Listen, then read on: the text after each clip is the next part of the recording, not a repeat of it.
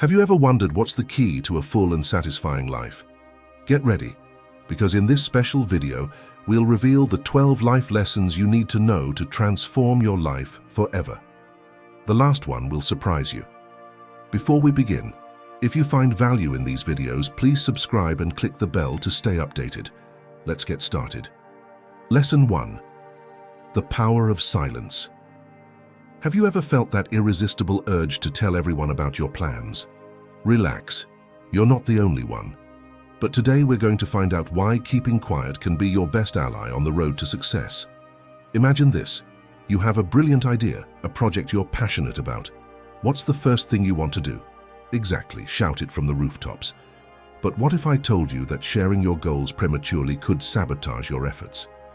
A fascinating study from New York University revealed something surprising. People who keep their goals secret are more likely to achieve them. Why? Because when you share your plans, your brain experiences a false sense of accomplishment. It's as if you've already done the job, just for the sake of telling. Think of it like a pressure cooker. If you open the lid too soon, all the steam escapes and your dish is bland. The same goes for your goals. They need time to cook without interruptions. I'll let you in on a secret. Very few people know that I have this YouTube channel. I don't do it to be mysterious, although I admit it makes me feel a bit like James Bond. I do it because I'd rather walk into a room and be one of them. That gives you incredible power, you know. You don't need validation from others to keep going. Now, don't get me wrong, I'm not saying become a hermit. The key is to choose carefully who you share your dreams with. Seek out those people who support you unconditionally, who push you to be better. Those are your true allies in this adventure called life. And what about social media? Oh, that great showcase of our lives.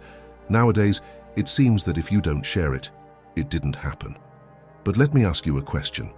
Have you ever felt happier after posting your achievements on Instagram? True happiness, my friend, doesn't need likes. The famous writer Ryan Holiday sums it up perfectly. Silence is the answer to all the questions you can answer yourself. Think about it. When you keep your plans private, you give yourself the space to grow, make mistakes, and learn without the pressure of other people's expectations. So here's a challenge. The next time you have a big project on your plate, keep it to yourself. Nurture it quietly, like a patient gardener. And when it finally blossoms, the result will speak for itself. Remember, silence is not the absence of something, but the presence of everything. It is in that quiet space that great ideas are born and strong characters are forged. Lesson 2. Gratitude as a driver of happiness. Imagine for a moment that you have magic glasses. Every time you put them on, the world is transformed. Problems become opportunities, complaints become gratitude, and suddenly, you realize that you are surrounded by small, everyday miracles. That's exactly what gratitude does. It changes our perspective on life. But don't just take my word for it. Science is on our side on this one.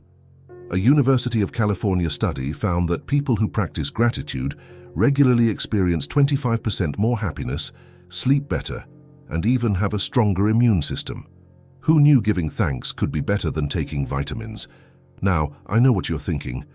Okay, that sounds great, but how do I get started? Well, I have a fun challenge for you. I call it the Gratitude Treasure Hunt. It works like this. Every day for a week, you have to find 3 things to be grateful for. But there's a catch. They can't be the same thing 2 days in a row. Sounds easy? Wait until you get to day 5 and find yourself thanking even the neighbor who stopped playing the drums at 3 in the morning. And for the skeptics among us, let me tell you a story that might change your perspective. I met Maria, a woman who had lost everything in a fire. Her house, her memories, everything was gone in a matter of hours. When I met her, I expected to find someone devastated. Instead, I found the most genuine smile I had ever seen. You know what? She said. I'm grateful. Grateful to be alive, grateful to have my family, grateful for the kindness of strangers who have helped me. This fire has taught me to appreciate what really matters. Maria had discovered the superpower of gratitude in the darkest moment of her life, and it changed everything. But gratitude is not just for extreme moments. The famous entrepreneur Tony Robbins practices what he calls the 90-second gratitude exercise every morning. According to him, this has been key to his success. And if it works for someone who can buy an island, Imagine what it can do for us mere mortals. Now, I know some of you are thinking, but I have real problems, bills to pay, an unbearable boss. And you're right. Gratitude isn't going to pay your bills or make your boss suddenly become an angel. But here's the trick. Gratitude gives you the strength and perspective to face those problems in a completely different way. It's like that old joke about the optimist and the pessimist. The pessimist complains that he has no shoes, while the optimist is grateful that at least he has feet. Gratitude is like stepping into the shoes of the optimist, even though he has no shoes, get it? So here's the challenge. Start today. Before you go to bed, think of 3 things you're grateful for. They can be big or small, from I have a roof over my head to I didn't drop a pigeon turd on me today. The important thing is that you are consistent. And who knows, maybe in a few weeks you'll find yourself being that irritatingly happy person that everyone secretly envies. The one who smiles for no apparent reason, who finds the silver lining even in traffic, and who somehow seems to have more energy and success than everyone else. Lesson 3. The art of letting go. Have you ever felt that you are carrying an invisible weight that prevents you from moving forward? Get ready to discover how to let go of what no longer serves you and take a quantum leap in your personal growth. Imagine for a moment that you are a hot air balloon.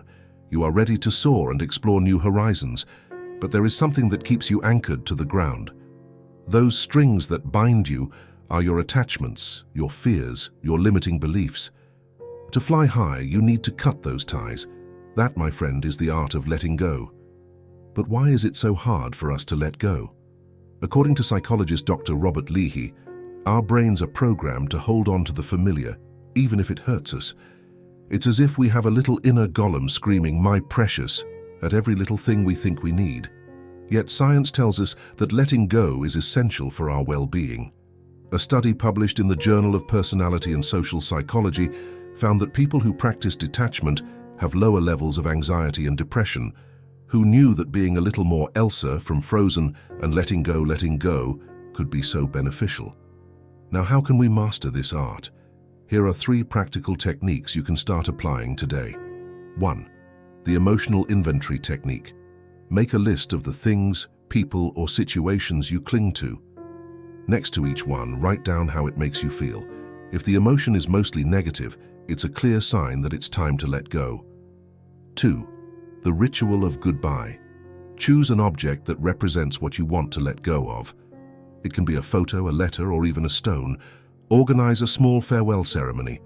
Be grateful for what it has taught you and then let it go. You can bury it, burn it. With caution, please, we don't want forest fires in the name of personal growth, or just throw it away. 3. The detachment meditation. Sit in a quiet place, close your eyes, and visualize what you want to let go of as a balloon rising in the sky. Watch it drift further and further away until it disappears over the horizon. Breathe deeply and feel the lightness that remains in your body. The famous Buddhist monk Thich Nhat Hanh once said, "Letting go does not mean get rid of. Letting go means allowing things to be as they are. It is not about denying or repressing, but about accepting and moving on." Remember, letting go is not a one-time event. It is an ongoing practice. It's like cleaning your house. If you don't do it regularly, clutter builds up. So give yourself permission to do some emotional cleaning from time to time. Lesson 4. The importance of self-knowledge. Have you ever felt like a stranger in your own life?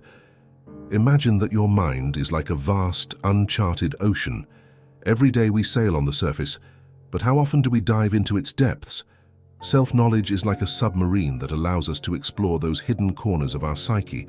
But why is it so crucial to know ourselves? Simple, because we are the protagonists of our own movie. And believe me, it's better to be a conscious director than a confused actor on the set of your life. The famous psychologist Carl Jung once said, "Who looks outward dreams, who looks inward awakens." And boy, was he right. When we know ourselves better, we make better decisions, we relate better to others, and most importantly, we live a more authentic and fulfilling life. Now don't panic. You don't need to retreat to a cave in the Himalayas to find yourself, although if you want to, go ahead. There are simple tools you can use in your everyday life to increase your self-knowledge. Meditation, for example, is like a gym for your mind. Spend a few minutes each day sitting quietly and observing your thoughts. You'll be amazed at what you can discover when you take the time to listen to yourself. Another powerful tool is journaling. Think of it as your personal journal, but in an adult version and without the lock. Writing regularly about your thoughts and emotions can help you identify patterns and gain valuable insights about yourself. Did you know that according to a University of Texas study, people who practice expressive writing regularly show significant improvements in their psychological and physical well-being? So not only will you be getting to know yourself better, but you'll also be taking care of your health. Two birds with one stone. But let's talk about real cases. Remember Steve Jobs? Before founding Apple, he spent some time traveling around India in search of spiritual enlightenment. That period of self-discovery was crucial in developing his unique vision that revolutionized technology. Or take the case of J.K. Rowling. Before creating the magical world of Harry Potter, she went through a period of deep introspection following the failure of her marriage and the loss of her job. It was in this moment of self-knowledge that she discovered her true passion for writing. These examples show us that self-knowledge is not a luxury, but a necessity for living a full and meaningful life. Now, I propose a little exercise of introspection. Take a minute and ask yourself, what is it that I am really passionate about in life? Don't settle for the first answer that comes to your mind. Keep asking why to each answer until you get to the root of your motivation. This simple exercise can be the first step on an exciting journey of self-discovery. And who knows, you may discover that your true passion is raising alpacas in the Andes. Hey, we don't judge. Remember, self-knowledge is an ongoing process. It's not something you achieve overnight, but a lifelong journey. But I promise you that every step you take on this journey will bring you closer to the most authentic and happiest version of yourself. Lesson 5. The power of acceptance. Have you ever tried to swim against the current? It's exhausting, isn't it? Well, that's how many of us live life, constantly resisting what we can't change. But what if I told you there was a better way? Imagine that life is like a river. You can fight against the current, spending all your energy resisting the inevitable, or you can learn to flow with it. Acceptance does not mean something I never would have imagined doing before. Now, I know what you're thinking. Sounds nice, but how do you do that acceptance thing? Well, I have a practical exercise for you. It's called the Acceptance Journal. Every night before you go to sleep, write down 3 things that have bothered you during the day. Then next to each one, write, I accept that this has happened. I can't change it, but I can choose how I respond. Do this for a week and watch your perspective change. And I'm not making this up. A study published in the Journal of Personality and Social Psychology found that people who practice acceptance experience less stress and anxiety and have greater life satisfaction. Who knew? It turns out that giving up a little can make you happier. But beware, acceptance is not resignation. It's not about throwing in the towel and saying, well, that's life. It's more like a judo fighter using the opponent's strength to his advantage. You accept reality as it is, but then use that acceptance as a starting point for change. The Stoic philosopher Epictetus summed it up perfectly. It is not things that disturb us, but our opinions about them. In other words, it is not what happens to you that determines your happiness, but how you choose to interpret and respond to it. So the next time you find yourself struggling against the current of life, remember, sometimes the real strength is in letting go. Acceptance can be the first step towards real and lasting change. Before we move on to Lesson 6, if you're liking the video, don't forget to hit the like button and subscribe to the channel with the bell so you don't miss out on future videos. And if you enjoy this kind of content as much as I do, comment, I love wisdom. Let's keep learning.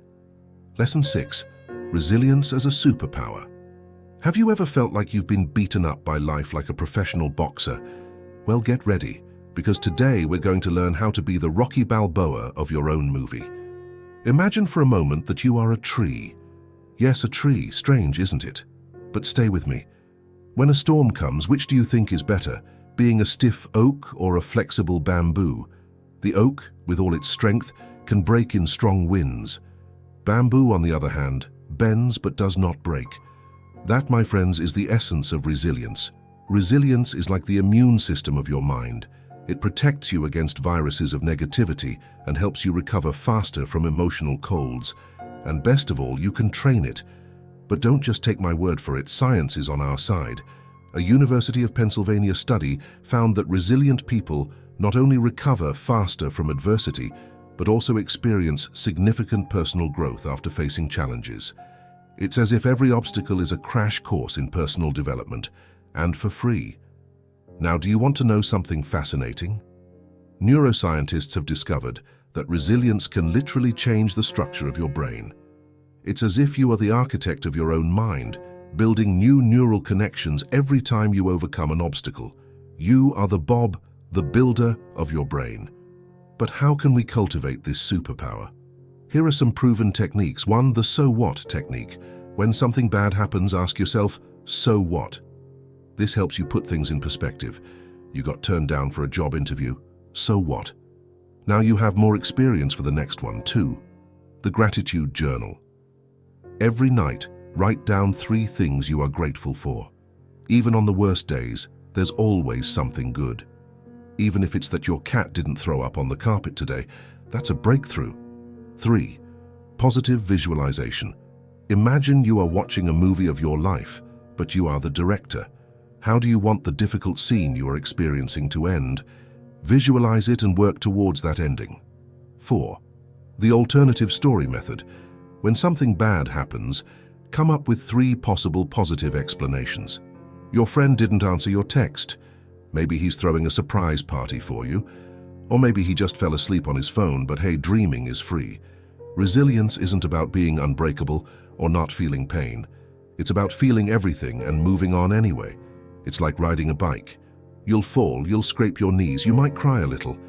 But the important thing is to get back on and keep pedaling. So next time life gives you lemons, don't just make lemonade. Make a lemon cake, open a lemonade stand, plant a lemon tree. The possibilities are endless when you have the superpower of resilience. Lesson 7. The value of the present tense. Have you ever felt like a hamster on a wheel running endlessly but getting nowhere? Get ready to discover how to get off that wheel and live a fuller, more conscious life. Let's start with a question. How many times a day do you find yourself thinking about the past or worrying about the future? If you're like most people, it's probably more than you'd like to admit. But what if I told you that there is a way to reduce stress, increase happiness, and improve your quality of life simply by paying attention to the present moment? Sounds too good to be true, doesn't it? Well, it isn't, and it's called mindfulness. Mindfulness is like a superpower that we all have but few of us use. It is the practice of being fully present and aware of our thoughts, feelings, and surroundings without judgment. Imagine your mind is like a monkey jumping from branch to branch. Mindfulness is like teaching that monkey to sit quietly and observe the forest without going crazy over every banana it sees. But it's not just me saying that. Science backs up the benefits of mindfulness. A study by Harvard University found that people spend about 47% of their time thinking about something other than what they're doing. And guess what? That mental wandering makes them less happy. On the other hand, another study published in the Journal of Research in Personality found that people who practice mindfulness regularly report higher levels of well-being and life satisfaction. Now, before you think you need to retreat to a cave in the Himalayas to practice mindfulness, let me give you a simple exercise you can do anytime, anywhere.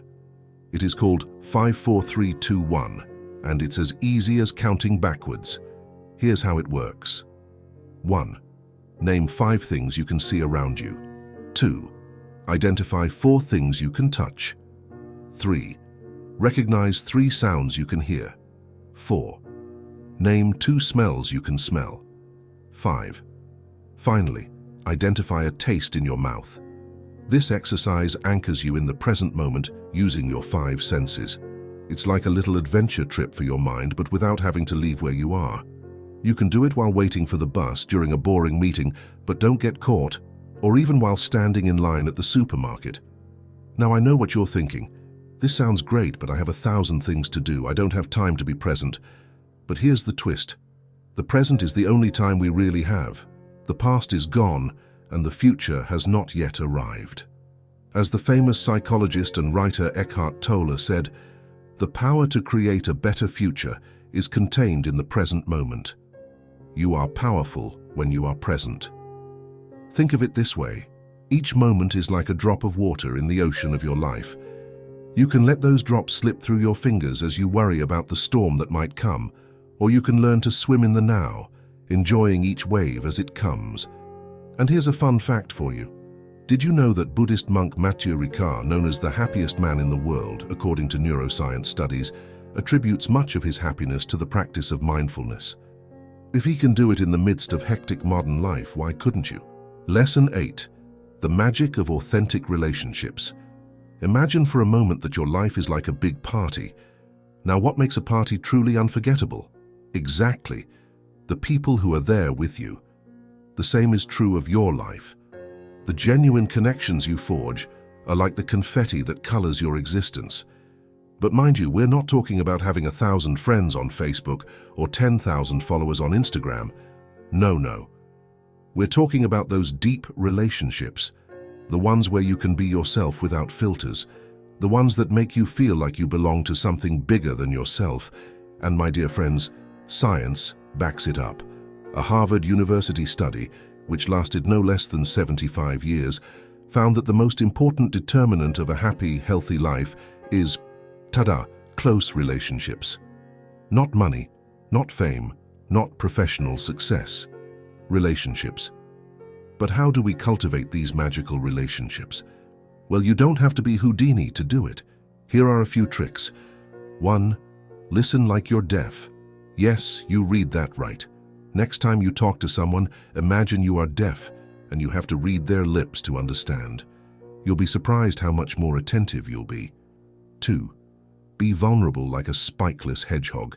Showing your weaknesses doesn't make you weak, it makes you human. And guess what? People like to relate to humans, not perfect robots. 3. Practice empathy as if you were a method actor. Try to put yourself in the other person's shoes, and if they are uncomfortable heels, even better. You'll understand why he's in a bad mood. 4. Communicate as if you were writing the Constitution. Clear, direct, and honest. No emotional hieroglyphics or hints more twisted than a pretzel. 5. Celebrate others as if you were their biggest fan.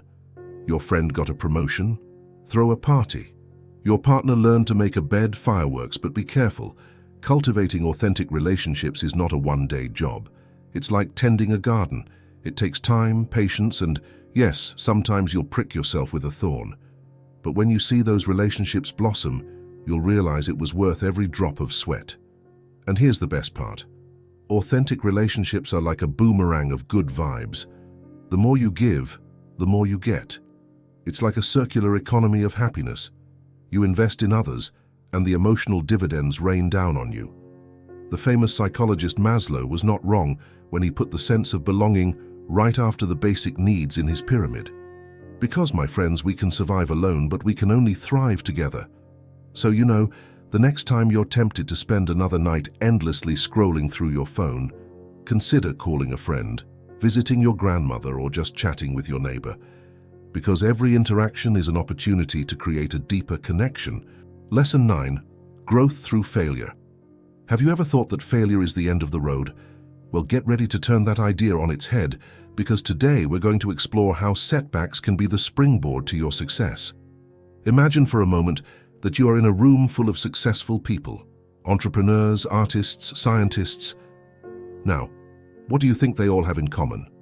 No, it's not an expensive car or a luxury watch. It's something far more valuable. An impressive collection of failures. Failure is not the enemy, it's the best teacher you could ever have. Think of it this way. Every time you fail, you're one step closer to figuring out how to get it right. It's like looking for the right key to open a door. Each failed attempt tells you, this isn't it, try another one. Take the example of Thomas Edison. Did you know that he made over 1,000 failed attempts before he invented the light bulb? When asked about his failures, he replied, "I have not failed, I have found 10,000 ways that do not work." That, my friends, is the mindset we need to adopt. Or how about J.K. Rowling, the author of Harry Potter? Before she became one of the world's most successful writers, she was rejected by 12 publishers. She was divorced, unemployed, and living on welfare. But she didn't give up. She used those rejections as fuel to keep going. Now, I understand that facing failure is not easy. It hurts, it makes us feel vulnerable, and sometimes it even paralyzes us. But here are some strategies to turn the tables. 1. Change your internal dialogue. Instead of saying, "I'm a failure," say, "This attempt didn't work." Remember, failure is an event, not an identity. 2. Analyze what went wrong. Be like a detective. Investigate, learn, and adjust your approach for the next attempt. 3. Celebrate the small breakthroughs. Each step, no matter how small, brings you closer to your goal. 4.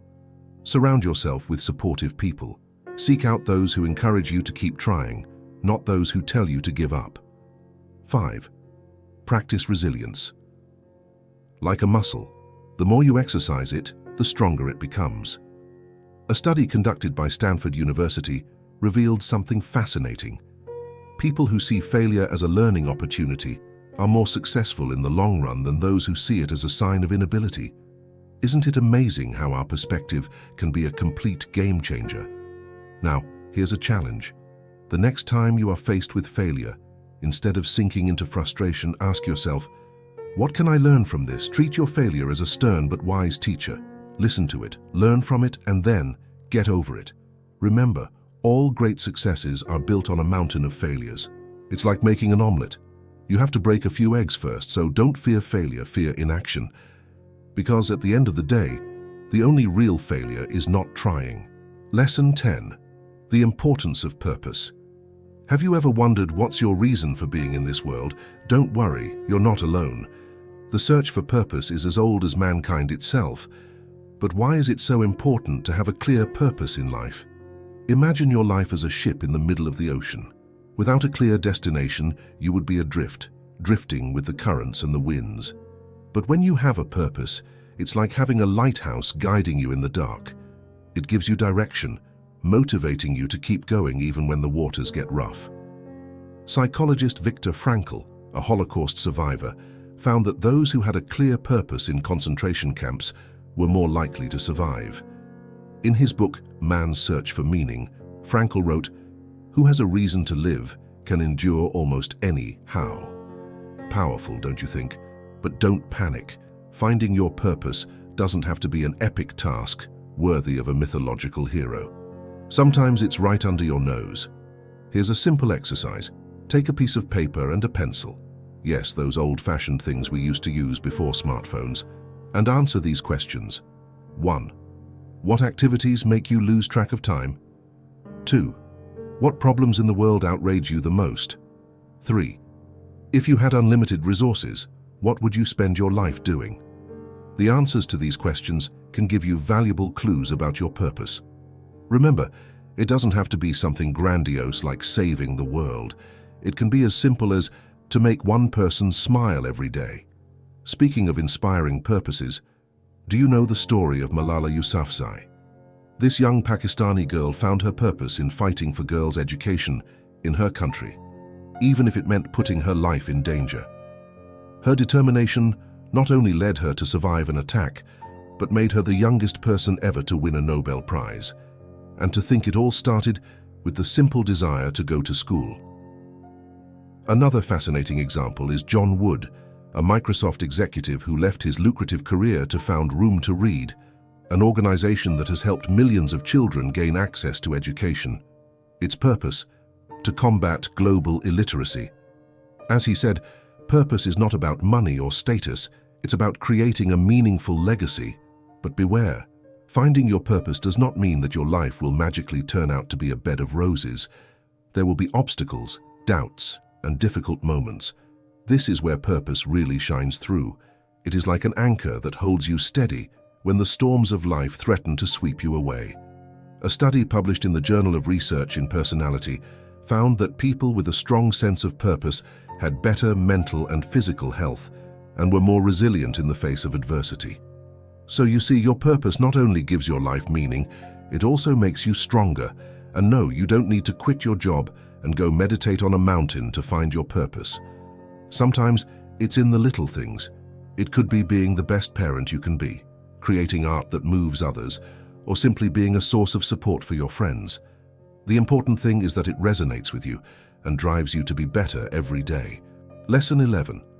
Life is a journey of continuous learning. Have you ever wondered if you are really done learning? Well, let me tell you, the answer is a resounding no way. Imagine for a moment that your brain is like a giant sponge. Every day, every experience, every conversation is like dipping that sponge into an ocean of knowledge. And guess what? It never gets saturated. It's as if you have a superpower, but instead of flying or mind reading, your superpower is to constantly grow. But beware, this is not just a nice motivational phrase. Science is on our side on this one. A study by Harvard University showed that the adult brain is much more plastic than previously thought. What does this mean? It means that even in your 80s you can still learn to dance salsa or speak Mandarin. Take that. But it's not all rosy. Sometimes the most valuable lessons come wrapped in sandpaper. You know, those experiences that leave scratches on your soul. But here's the trick. Instead of moaning and groaning, ask yourself, what can I learn from this?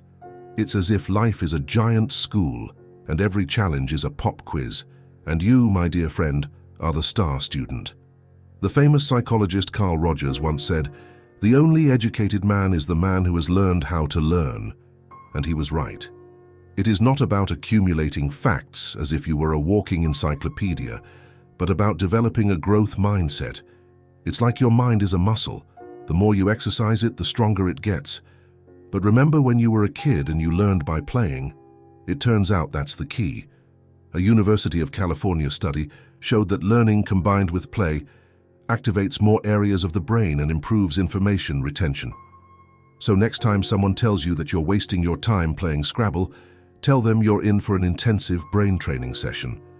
And speaking of games, have you ever noticed that life is like a giant video game? Each level presents you with new challenges, new skills to master. And the best part is that there is no game over, only new opportunities to improve your score. Now, maintaining a growth mindset and curiosity is not always easy. Sometimes our lazy brains prefer to stay in their comfort zone, watching reruns of our favorite series for the umpteenth time. But remember, comfort is the enemy of growth. It's as if your mind were a garden. If you don't constantly cultivate it, the weeds of complacency will invade everything. So here's a challenge. Every day, learn something new.